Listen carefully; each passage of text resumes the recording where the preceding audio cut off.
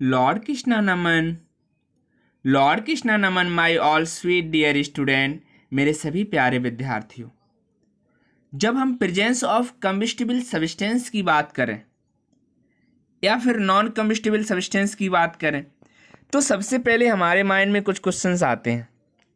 पहला question, why a matchstick does not catch fire on its oven.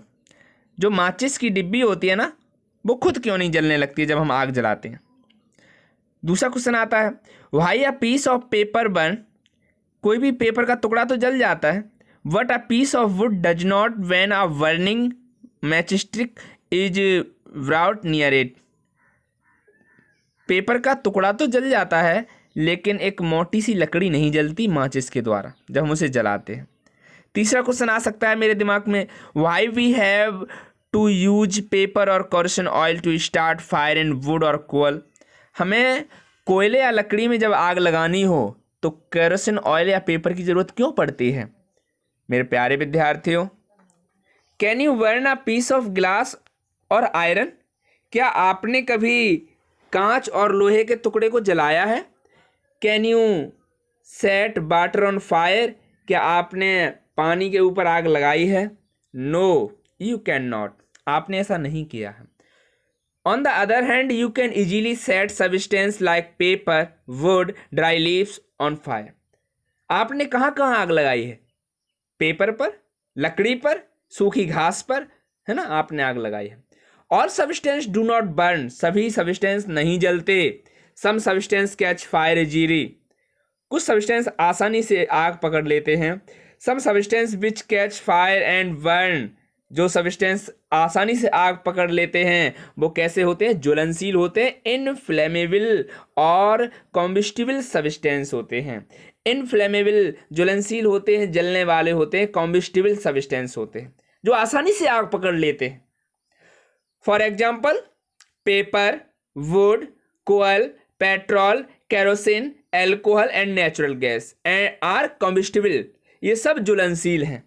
दस for combustibles to take place a combustible substance need to be present. यानी कि जो combustion है ये क्या करता है, take place. Combustible substance need to present, ये वहीं जलते हैं जहां पर कम्बिस्टिबल सब्सटेंस होते हैं। अब नॉन कम्बिस्टिबल सब्सटेंस कौन से होते हैं, अज्वलनशील, जो जलते नहीं हैं। Non combustible substance are those that do not burn in air. ऐसे सब्सटेंस जो एयर में नहीं जलते। सब्सटेंस लाइक वाटर, पानी, ग्लास, कांच, सैंड, मतलब सैंड तो जानते हो, धूल बालू, है ना, and carbon dioxide are some such substance. ये कुछ सब्सटेंस हैं जो नहीं जलते। Most of these substance specially carbon dioxide and water use to extinguish fire. कहीं आग लग जाती है तो आप किसका यूज करते हैं, या तो पानी डालते हैं या CO2। ठीक है, they are non supporter of combustion, और ये आग को सपोर्ट नहीं करते। ठीक है मेरे सभी प्यारे विद्यार्थियों, यहाँ पर एक्टिविटी नंबर 2 के बारे में हम बात करेंगे। To show that oxygen is supporter of combustion, take a burning candle, put it in a thick glass jar, cover the glass with steel plate. You will observe that after some time the candle stop burning. Perform the same activity again, but this time do not cover the glass with the plate. You will see that the candle continue to burn. This is because the first case on the glass is covered, the supply of oxygen is cut, thus burning stop. But in the second case, as the glass is open, there is enough supply of oxygen to help burning. This show that oxygen support combustion. हम जो activity number 2 करने वाले हैं प्यारे विद्यार्थियों, आपको उसमें किसकी जरूरत पड़ेगी। सबसे पहले एक ग्लास की जरूरत पड़ेगी, एक छोटी सी कैंडल की जरूरत पड़ेगी। आप कैंडल जलाओ और उसे किसी ग्लास से ढक दो।